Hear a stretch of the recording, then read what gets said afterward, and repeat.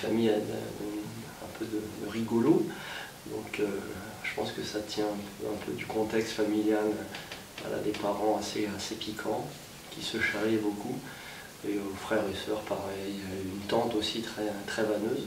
Donc voilà, on a baigné un peu là-dedans.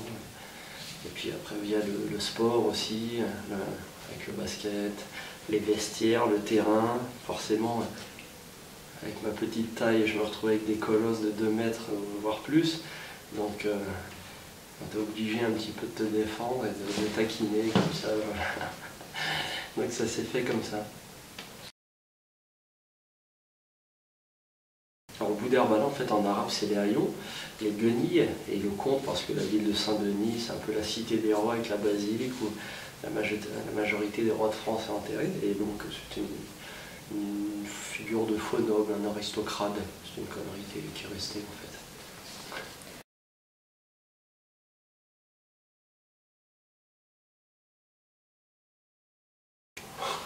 Oula, la vedette. Non, moi je suis pas une vedette. Enfin, j'espère ne pas être une vedette. Non, mais j'ai un problème avec la vedette en fait. La vedette, c'est une expression qu'on utilise pour charrier un peu. Oh, ça va la vedette? Donc c'est un peu. Mais non, j'ai pas jamais. Bon, déjà, j'ai jamais voulu être une vedette, mais. Non, le chemin de banlieue, en fait, moi je le vois pas comme un inconvénient.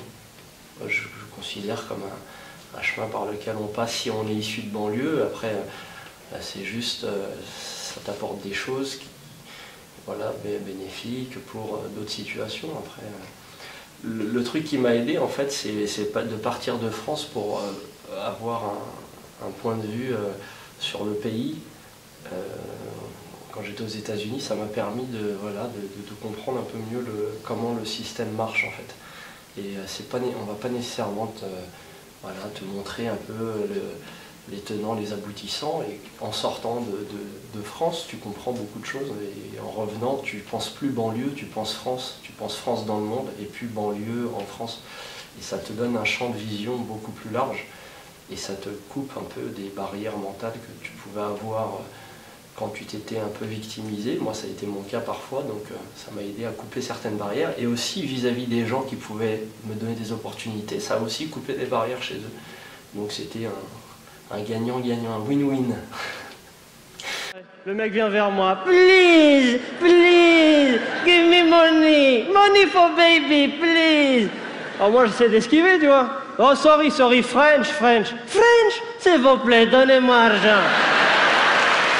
Argent pour bébé. Oh l'enfoiré, sans bras, sans jambes, mais parfaitement bilingue. Ils ont tout compris à la mondialisation. Petite parenthèse raciste, messieurs, dames. Les Roms sur Paris, j'en peux plus.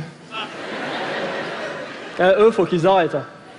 Eux, ils ont passé un cap dans l'innovation du handicap. Eux, ils ont des idées, ils sont en 2060. Super créatifs. Les boîtes de pub se les arrachent.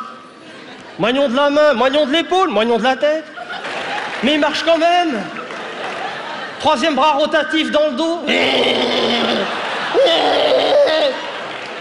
Voix bizarre.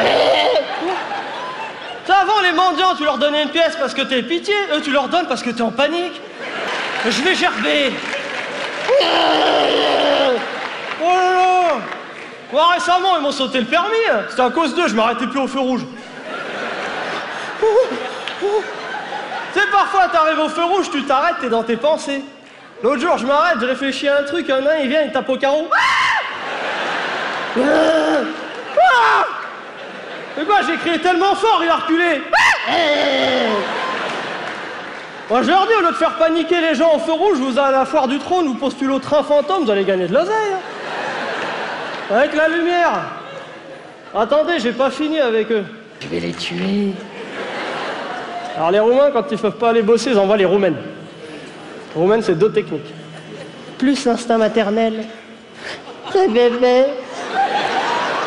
C'est bébé.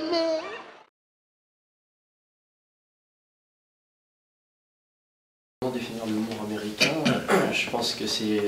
En fait, l'humour, je pense, c'est culturel, c'est en rapport avec le niveau de liberté d'expression de chaque pays. Donc après voilà, j'ai une grosse palette d'humoristes aux États-Unis, super fort, un niveau beaucoup plus fort qu'en France, je pense, parce qu'ils ont une liberté d'expression qui leur permet de créer des vannes qui peuvent aller beaucoup plus loin, à mon avis. Donc bon, après, bien sûr, ils ont aussi leurs tabous, hein.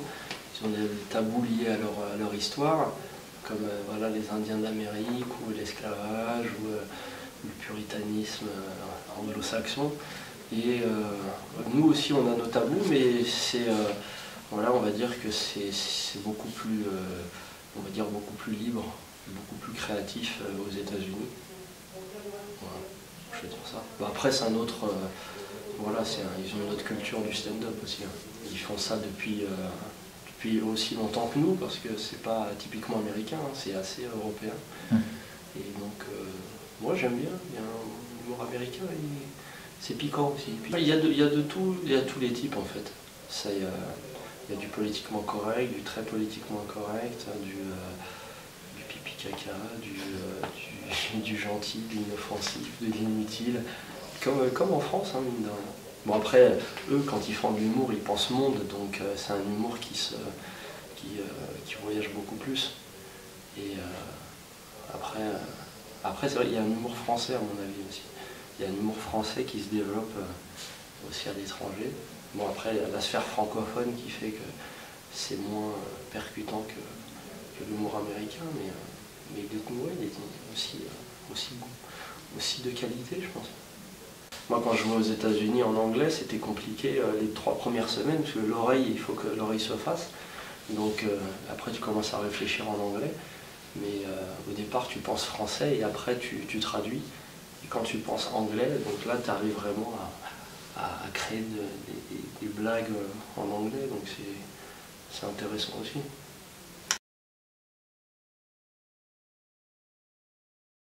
Il y a des limites à l'humour. Non, je pense pas qu'il y ait de limites à l'humour. Après, ça dépend des humoristes. T'as des humoristes qui aiment bien aller loin pour parfois choquer. Ouais, ça peut être cool. Mais moi, je me dis, est-ce que je prends toujours mon curseur en fait, c'est est-ce que je sortirai la vanne à une personne qui est face à moi. Donc si je me dis ça, ça me met mine de rien des limites d'autocensure. Après, ça dépend le but du rire en fait. J'habite à Saint-Denis et en fait au feu rouge du bout de ma rue, bon, je vois souvent des mendiants en Rome et voilà, je passe souvent, je m'arrête souvent là-bas et souvent les mecs me disaient bon, je donne une pièce, tu donnes la première fois, la deuxième tu dis je t'ai déjà donné, la troisième il te redemande, il y a un moment tu lui dis arrête tes conneries, laisse-moi tranquille. Et je me suis dit bah tiens, pourquoi ne pas tailler ces mecs-là en fait, parce que voilà, il fait partie aussi de la société française et je trouvais le fait de ne pas le charrier, le rendre un espèce d'intouchable. Je me disais en fait c'est ça le vrai racisme, c'est de penser que l'autre il est différent, de ne pas le calculer. C'est ce qu'on appelle les intouchables en Inde, c'est des gens qui sont la dernière des castes et on ne les calcule pas. Et je me suis dit bah tiens non, ils méritent autant que moi je mérite d'être charrié, ou un autre, ou tel groupe, enfin tout le monde a besoin d'une bonne dose de chambrette, ça détend.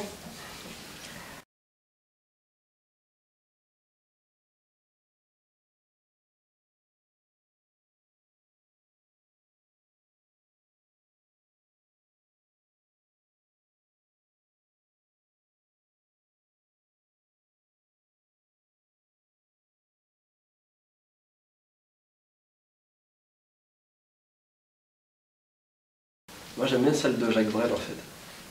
J'aime bien celle de Jacques Brel. Bon, voilà, après j'aime beaucoup l'artiste. Mais non, c'est vrai que sur l'humour, il y a toujours ce qui va frapper avant tout, c'est parfois on voit un truc qui est évident et on va en parler.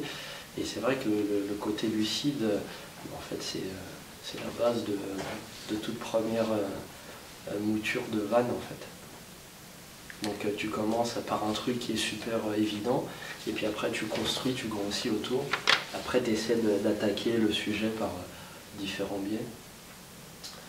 Après tu construis, bon après ça c'est en écriture, mais tu construis autour d'une première remarque un peu évidente.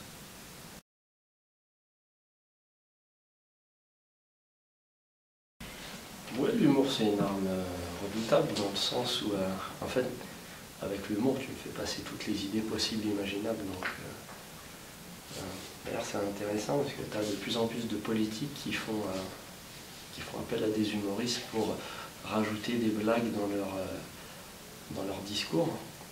Ils se sont rendus compte qu'avec l'humour, ça passait beaucoup plus qu'un discours politique un peu lourdeau, un peu soporifique. Donc ils ont rajouté ils font appel à des auteurs pour leur rajouter des vannes et que ça passe mieux. D'ailleurs, il y a un prix de l'humour chaque année, l'humour de la presse. C'était Le Pen qui le gagnait souvent. Mais... Non, ouais, je pense avec l'humour, tu peux tout faire passer. Donc, forcément, c'est une arme. Puis voilà, tu as toujours eu la figure du bouffon du roi, à mon avis, qui est un petit peu dans l'imaginaire collectif, dans l'histoire un peu des sociétés hiérarchisées, où tu avais un peu cette figure du bouffon qui pouvait charrier les uns les autres tout en étant à part dans la société. Donc ça fait partie de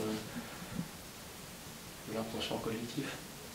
Bon, après, il y a toujours cette tendance à mon avis, quand on est bichonné, est-ce qu'on s'embourgeoise? Voilà. Est-ce qu'on reste un petit peu à sa place ou est-ce qu'on veut dépasser le roi? Il y avait toujours cette sanction. À partir du moment où il outrepassait ses prérogatives, et la sanction tombait, et le bouffon était au cachot, aux oubliettes. C'était la fin des haricots.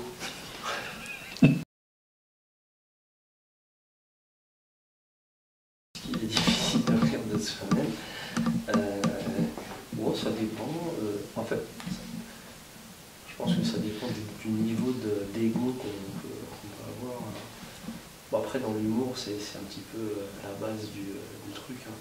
C'est rire de soi-même. Après aussi, ça permet d'évoluer. Et aussi, quand on est dans une perspective de spectacle, on est obligé pour progresser déjà de prendre des critiques, et quand tu prends les critiques des uns et des autres, que ce soit positif ou négatif, tu es obligé déjà de baisser la garde et de prendre ce qu'on te donne.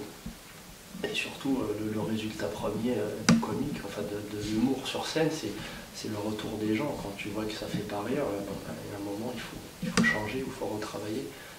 Après, parfois quand on écrit des choses, on se dit bah tiens, c'est super drôle, on pense que c'est marrant et en fait c'est un bide total. On se dit non, je comprends pas, les gens rigolent pas, c'est quoi leur problème? C'est pas ils n'ont pas un problème, c'est que c'était mauvais, il faut retravailler.